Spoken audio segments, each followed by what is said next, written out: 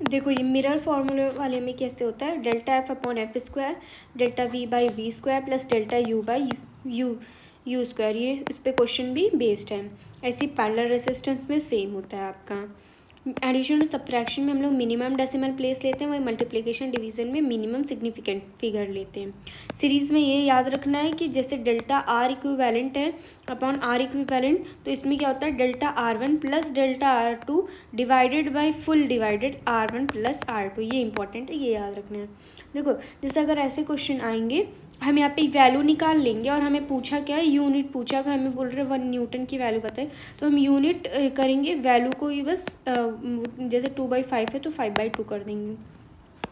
1 metre 3.2 feet होता है। 1 Newton 10⁵ dine होता है। अगर यहाँ अंडर रूट डेंसिटी है तो यहाँ पे भी ml का क्यूब हाफ आएगा यहाँ पे। ये देखिए ये क्वेश्चन में अगर ये प्लस में है तो यहाँ पे हम लोग क्या लेंगे 2 delta A plus delta B upon 2a plus B, लेकिन ऐसा हम लोग मल्टीप्लिकेशन के केस में नहीं लेते, यहाँ delta A by A plus delta B by B लेते हैं।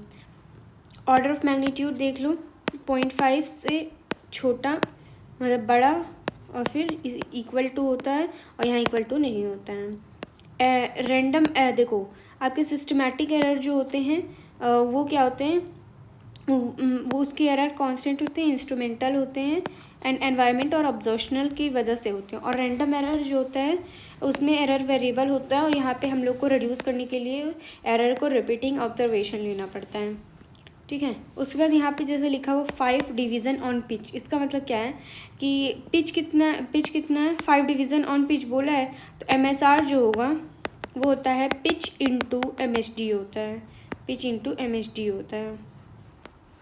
उसके बाद जल्दी से देखो स्क्रू गॉज में जैसे अगर ऐसे क्वेश्चन आ जाएंगे और स्क्रू गॉज के क्वेश्चन आ जाएंगे जैसे यहाँ पे आ गए, तो इसमें क्या होगा ना कि इसमें आपका जो MSR होगा उसको हम लोग डायरेक्ट लेंगे, लेकिन जो स्क्रू आज वाला MSR होगा उसमें हम लोग पहले MSD करेंगे इंटू पिच करेंगे, क्या करेंगे MSD इंटू पिच करेंगे, इम्पॉर्टेंट यही था। और हाँ एक इम्पॉर्टेंट बात ये कि जो हम लोग यहाँ पे क्या लेते हैं MSR लेंगे, यहाँ पे क्या लेंगे MSR लेंगे, तो वो कैसे लेंगे, यहाँ जहाँ इसका सर किसका वर्नियर स्केल का 0 जहाँ ख़त्म होगा वहाँ से हम लोग क्या लेंगे LSR लेंगे, मतलब हम लोग ये वाला पॉइंट लेंगे आपका सॉरी MSR लेंगे वहाँ से जहाँ से 0 कोइंसाइड करेगा यहाँ से।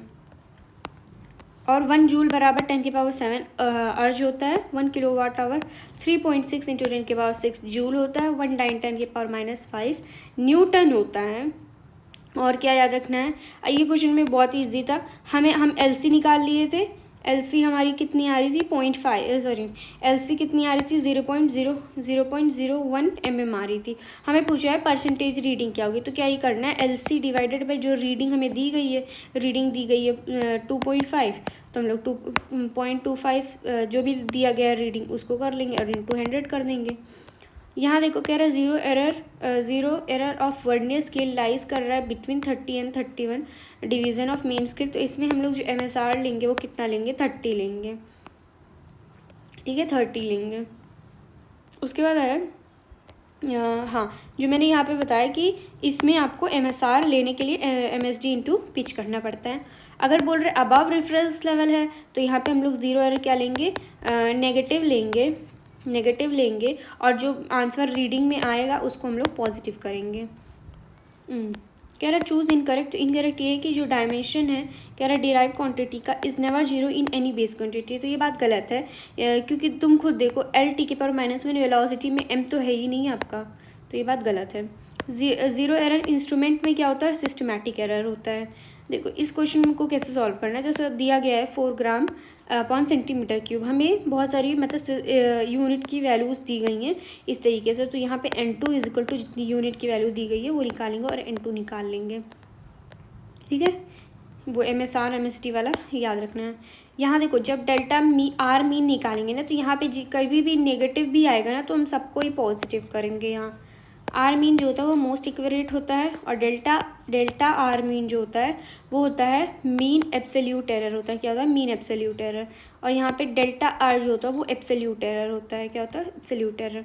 यहाँ देखो, अगर यहाँ पे पूछेगा कि हमें बताइए डी बताइए, तो हम लोग कैसे निकालेंगे, D is equal to B by theta, या हम लोग लिख सकते हैं theta is equal to B by D. Height, radian वगैरह का ध्यान रखना है यहाँ। स्पैरोमीटर ही को हम लोग स्क्रू गॉज कहते हैं। एस्ट्रोनॉमिकल यूनिट क्या होता है, 1.496 into 10⁻11, 1 light year 9.46 into 10⁻15, 1 parsec 3.08 into 10⁻16 metre होता है। और प्लस याद रखना कि सबसे ज़्यादा पी, फिर उससे कम एल, उससे कम ए होता है आपका। यहाँ सॉलिड एंगल में जो एंगल होता है वो D A by R square होता है। प्लेन एंगल में क्या होता है, theta is equal to R by R होता है, आर होता है, या तो हम लोग या R is equal to R theta याद रखें।